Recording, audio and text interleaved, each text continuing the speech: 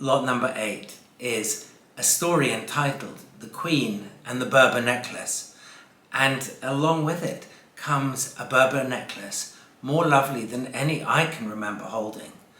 It is the kind of object that attaches to a story like this, and together the two have the power to take the winning bidder to a magical land beyond the far horizons.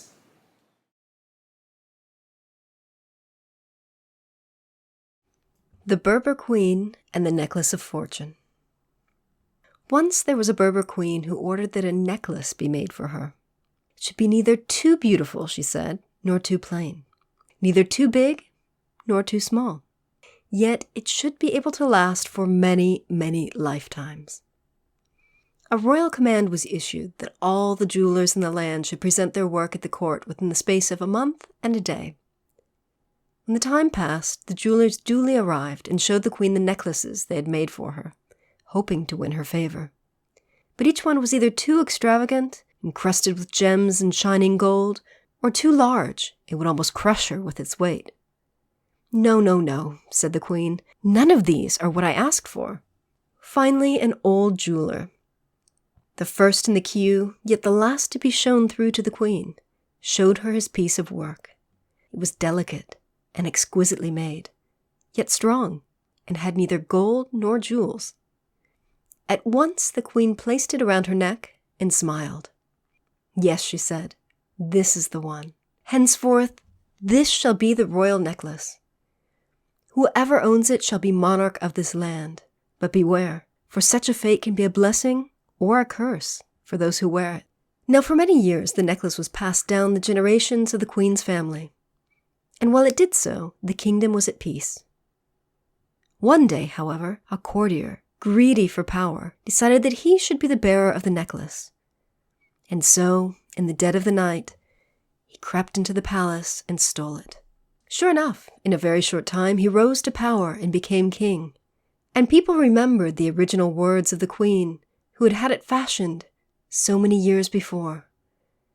The necklace itself must have special properties, for its wearer now sat on the throne. Some called it the Necklace of Fortune, others the Necklace of Power. Under the new ruler, the kingdom became an unhappy place. Crops failed, people went hungry, there was anger and resentment in the cities. Eventually, a neighboring power invaded and destroyed it. The king was killed in battle, and the palaces and cities razed to the ground. Many years passed.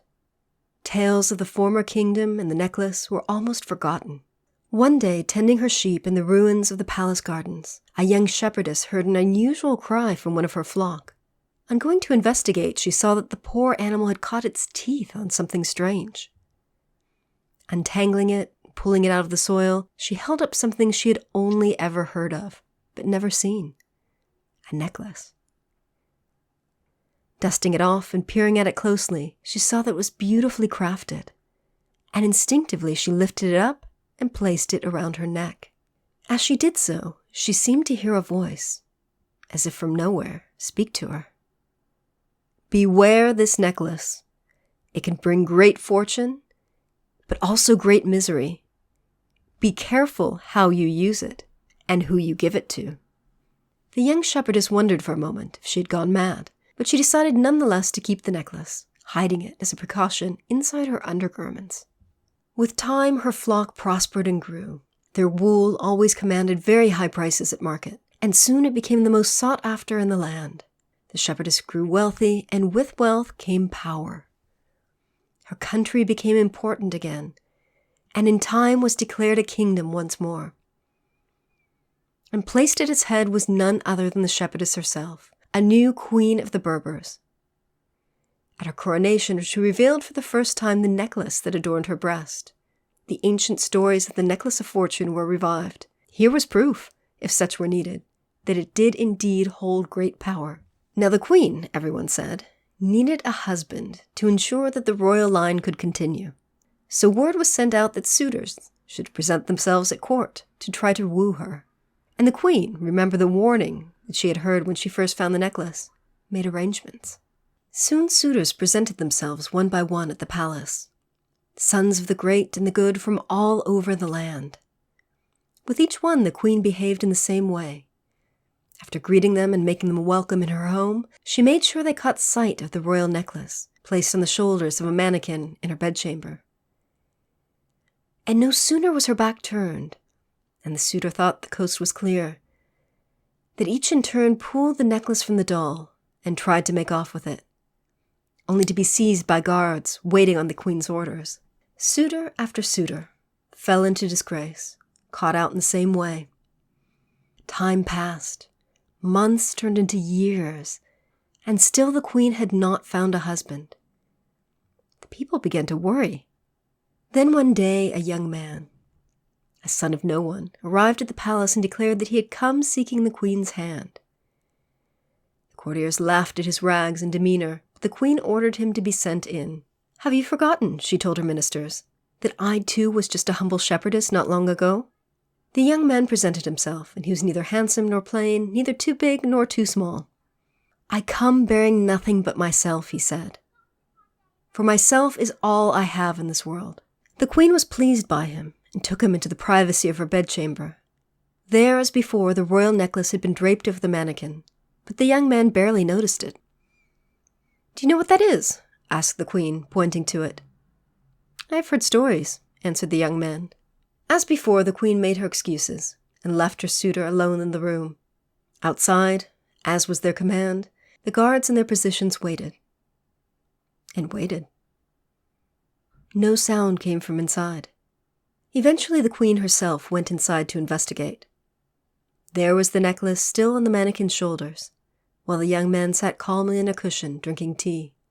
That very next day the couple were married. And the next morning the queen spoke to her newlywed. "For centuries," she said, "this necklace has driven men mad with a lust for power. Yet by choosing me over it, you have proven yourself worthy.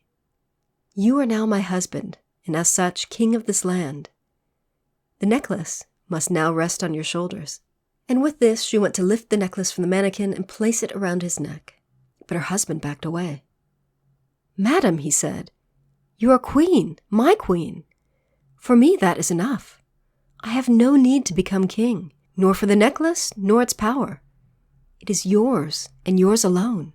"Oh, my husband," said the queen with tears in her eyes, "know that this necklace was both a blessing and a curse, and had the power to bring great fortune to those who deserved it, and misfortune to those who did not. Now, however, your kindness has broken its spell, and is just a necklace once more. By your goodness of heart, its power has gone." The queen and her husband lived happily thereafter and brought stability and happiness to the kingdom. And their line continued after them for many generations. As for the necklace, for many years it was forgotten. Soon the stories about it were told no more, as if they had never been told in the first place. Eventually it was given away to a poor man who sold it and was able to make a better life for himself. Thereafter it passed through many hands, just another necklace, like so many others. Yet there are those who remember, who whisper the tale of the royal necklace in only the most secret of places and on the most unique of occasions. And they say that if the necklace and its own story are ever reunited, then its extraordinary powers may one day be restored.